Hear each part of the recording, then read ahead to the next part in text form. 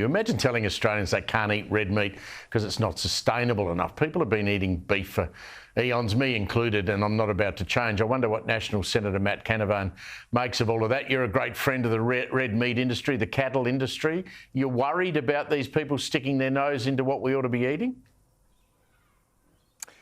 Oh, well, look, I'm just sick and tired of the politics of this. Wouldn't it be nice to go back to the world where what you eat for dinner is not a political act, where what car you drive is not about who you vote for, or what energy you use or how you're firing your barbecue? Everything seems to want to be reduced to a political act right now, and we can't just have a country where people can freely decide for themselves. I want to get back to Australia where we don't have lectures from those who think they're better than us about what car we should drive, what we should eat, what we should even say online, what medical treatments we should take.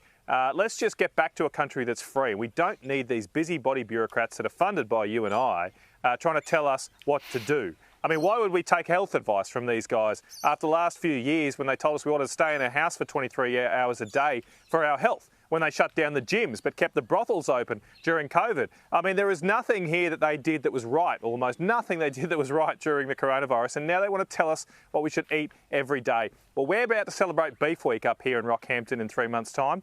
I encourage everyone to get up here. It's going to be a fantastic week, and we've got to fight back against this net zero virus that is destroying our country, is costing everybody's jobs. And with all due respect to your previous guest, the cattle industry themselves got to get off their backside and fight these guys. They're trying to say they support net zero emissions, and they're getting what's coming to them now, and then they complain.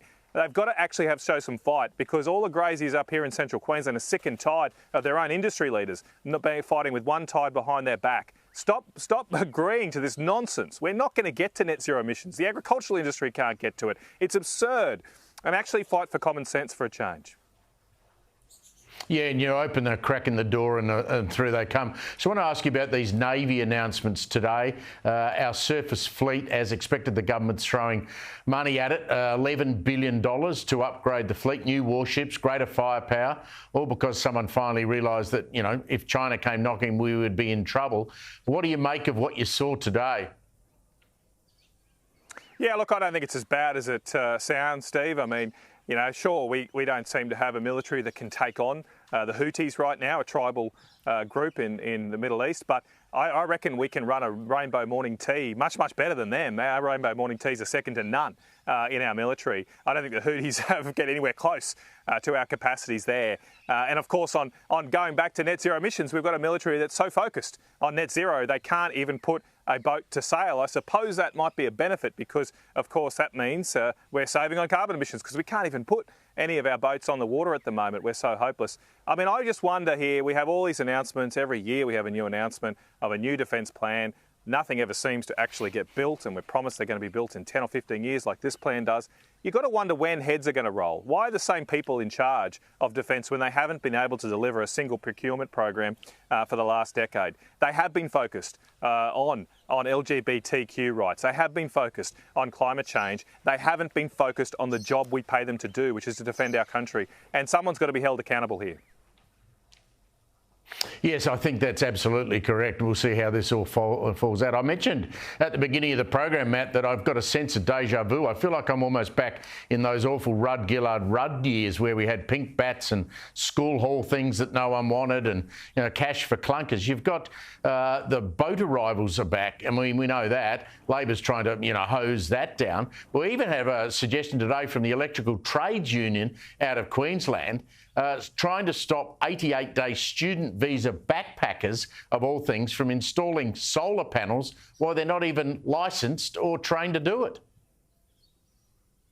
Yeah, it's shocking. It's shocking. It's like we haven't learnt any lessons. I mean, back then, of course, don't forget, it was a tragic circumstance where 4 young Australians died, inexperienced Australians who were installing those pink bats, a program that didn't go through any proper diligence. So let's just hope and pray the same thing doesn't happen here, because we are sort of mad rushing into this so-called transition. I'm not sure why we have to be forced to transition.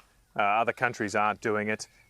We just seem to have to pay more and more for our power bills. And no one seems to be able to answer the question why, that the more we install of renewable energy, the so-called cheapest form of energy in the world, the higher our power bills go.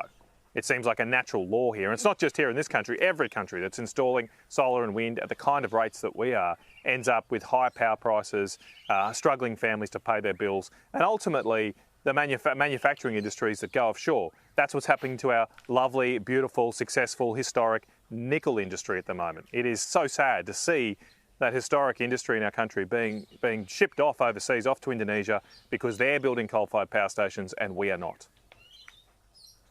Senator Canavan, great to always catch up with you. Thanks a lot. That's Matt Canavan there.